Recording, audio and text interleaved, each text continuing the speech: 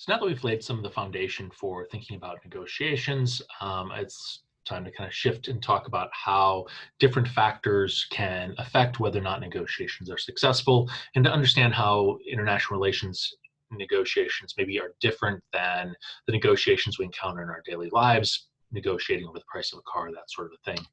So one of the things that makes international negotiations oftentimes very different than our negotiations that we have in our everyday life is that there's oftentimes a ratification process behind whatever it is that's being negotiated in, between states. So if the United States wants to negotiate a new treaty with, I don't know, the European Union over investment, that treaty can't just be negotiated by President Trump.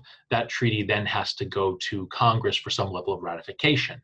And that creates what's sometimes described as a two-level game type situation in which, in order to get an agreement through, you have to navigate the politics of two different levels, right? So one level is the international level, right, where the United States is negotiating with representatives of the European Union and trying to figure out what that text, that document, that treaty is going to look like. And in theory, countries are representing their interests and they're back and forth and talking about what's in the broader national interest and how to advance that forward.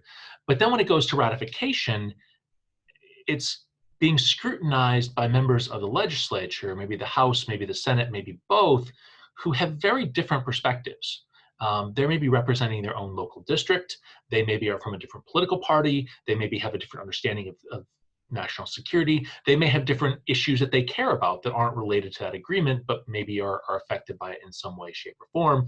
And so what the folks at that second domestic ratification level think about that agreement may be very different than what the folks at the bargaining table are thinking about that agreement. And so ratification often involves a sort of negotiation process among various different actors domestically. It may involve side agreements. It may involve trying to adjust the agreement that exists at the international level to try to make that more palatable to a domestic audience, to members of Congress. It may involve multiple iterations where an agreement goes and is negotiated internationally. It goes to a domestic level, it's shot down, or demands are made for adjustments, and then it goes back and is renegotiated at the international level. So rather than thinking about negotiations as simply something that happens, there's this interesting interplay between domestic actors and international actors that we don't necessarily see in a lot of other types of negotiation situations. And this can matter a lot. It can matter a lot because, as I mentioned, the interests of leaders may be very different than the interests of individual administrators. And it may require a very large domestic coalition to be built in order to get an agreement through. And this is something that I've investigated in my own research, looking at civil wars and conflict resolution. And I've noticed that countries that have multiple domestic actors that have a veto, the ability to block a policy from moving forward, tend to have a really hard time getting agreements negotiated to end civil wars. In fact, if you have essentially no veto players and no ratification process in your country, about 25% of serious attempts to negotiate peace agreements in civil wars succeed. They get a deal and the deal sticks for a reasonable amount of time. If you have multiple veto players, right? Maybe a House, a Senate, a Supreme Court, or different factions within a political ruling coalition that can walk away from that agreement. The success rate of negotiations drops to around 2%. So it can really dramatically change the viability of getting an agreement when you're trying to balance these multiple different constituencies, right? The international negotiation at level one, and then trying to get all of these different actors with different divergent interests to go along with this thing that got negotiated earlier. Additionally, it changes how negotiations play out. It turns out that the more veto players you have in your country, the more folks who are in a position to block an agreement from going forward, the more concessions parties make publicly.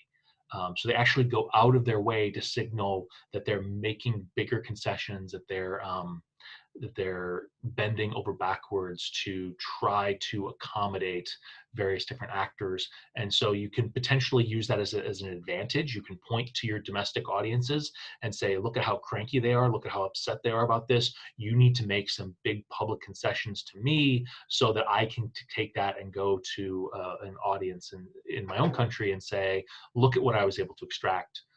On the other hand, it can work against a country, right? That if you have a fractious sort of domestic political environment, your adversaries may look at you and say, I don't know if I can actually work with you, if I can actually cut a deal with you.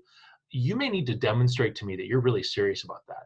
And so you may actually have to be making concessions to prove to another country or to a rival that you're willing to make the kind of investments that are going to be needed to tackle this whole big domestic mess, that you're willing to stake your reputation on this and actually invest a great deal in making a negotiation succeed. So what we think we see in some of the statistical research is that having this sort of second level of negotiations operating dramatically changes how negotiations play out and the success that negotiations are likely to have. It also sort of opens this question about, well, if you can have two games, right, negotiation between countries and then domestic level, is there a broader international sort of dynamic at play as well? And so some people occasionally will suggest that maybe negotiations are taking place in the context of three-level games, where maybe international organizations play a role. And I would say maybe yes and no. That when we maybe shift to thinking about the role of international organizations, it's rarely the same kind of an effect that we see with a domestic audience, right? So if the United States negotiates that agreement with the European Union, it goes to the Senate can block it, it can veto it, it can choose not to ratify that agreement. There's essentially no scenario where an international organization like the United Nations or the World Trade Organization has that kind of power to block an agreement that was negotiated between states. And yet, negotiations that occur between states often occur within a context that is created by international organizations. And so I'll give you two examples of this that I think are maybe quite useful, right? So many negotiations over issues of conflict and security take place through the United Nations Security Council. With the United Nations Security Council, you have 5 permanent members, the United States, Russia, China, Britain, and France, that each have a veto, which means they can block anything from moving through the Security Council. But in order to move something through the Security Council, you also need a majority vote. So there's 15 members in the Security Council. That means that any 8 states banding together also can block something from moving forward. And so if you're working within the context of the Security Council, you need to figure out how to win a coalition of 8 states and not have those permanent 5 members block what you're doing, right? That creates a structure of who has to be brought on board for that agreement to succeed. If you're trying to pass something to the UN General Assembly, it's just a simple majority rule. And oftentimes when states sit down to negotiate big complex treaties, they'll work out sort of the governing rules for that negotiation process. And so with global climate change negotiations in 1992, it was worked out by states that there would be 2 mechanisms that would be used to determine if an agreement could be ratified, what it would take to get something to come into effect. And those 2 conditions were, you have to have, I think, 55% of all states participating, and you have to have states that comprise 55% of global carbon emissions in 1992.